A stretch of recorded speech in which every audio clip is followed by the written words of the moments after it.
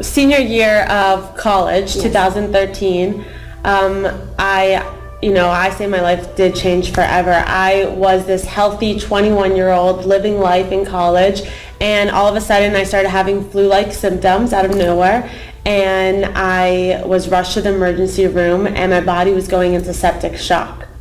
And the doctors gave me 24 hours. They told my mom, call your family, she has 24 hours to live. Is that right? And I was induced into a medical coma for 6 days and in the ICU for 10. And during this time, I had vivid visions and different experiences while I was in the coma. And then when I was out of the coma, I still had a mask on my face, a tube down my throat, and I was still hooked up to 9 different bags of antibiotics. Wow. So I couldn't move, breathe, or speak on my own.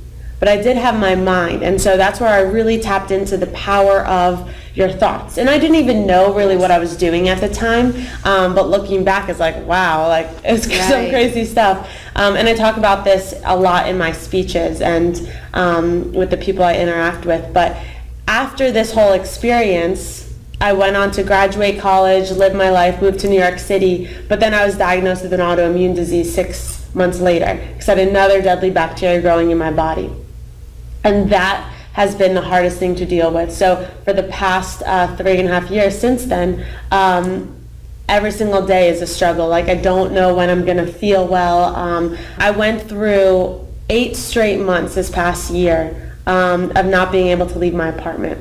Is that right? Feeling so sick. And I was working on the Women Empower Expo during this time. Oh, that's incredible. So for over half of the year, That's amazing. I was very, very sick to the point where I couldn't even walk my dog.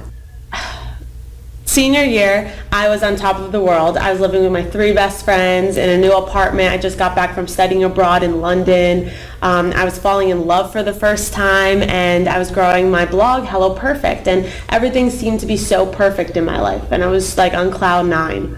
But I remember this time, and this happened in the beginning of September of 2012, that I looked at myself in my bathroom mirror, and I said, my life is too perfect. Something is going to go wrong.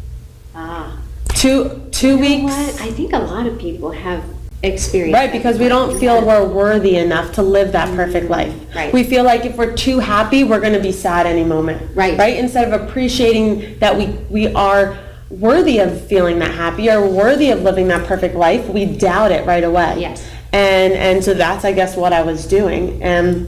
And so a week or maybe 2 weeks later, I drove home for my little sister's 16th birthday party, and my parents threw her a beautiful giant party, giant blow-up slide in my backyard, surprised her with a brand new car, and it was amazing. And then I was going to go back up to college, and my sister was like, I have free tickets to see Florence and the Machine. Just stay a couple more days. And my classes were online, so technically, like, I could stay and skip a few. Yes. And so I decided to stay. And the morning, two mornings before the concert, my mom got a phone call, and the school found a suicide letter from my sister. Oh my goodness. And my sister was struggling with an eating disorder, cutting, hallucinations, and she wrote that she wanted to commit suicide on October 31st. And so that was a life-changing thing, and devastating. Right. Yes. So, and it's crazy that I was there with my family at this time because I was supposed to be back in college. Right. And so I ended up having to go back to school to finish, and that's when I really sank into a deep depression because I started blaming myself. Like, why wasn't I there for my sister? Why didn't I see that? And I also blamed it because I was living abroad in London and could talk to my family once a week. Right. And of course we do that, right? We take on the blame from something else, right? We hurt ourselves, and so we internalize that exactly, and harbor it and let it brew. And a lot of times, I'm guilty of this. Not talking about it is the worst. So I agree with that. Yeah. So I wanted to feel the pain that my little sister was going through, and so what did the universe give me? It gave me that pain. My boyfriend started mentally abusing me. I had no social life because I just stayed in my apartment. it just, my whole life went into a quick downward spiral. And then New Year's rolled around. Yes. And I was like, okay, I broke up with my boyfriend, and I was like, this is going to be a fresh start. But of course, saying it and truly believing it are two completely different things. Oh, they are, for sure. And I really didn't believe that it was going to be a fresh start. And so January 26th, I was put into a coma.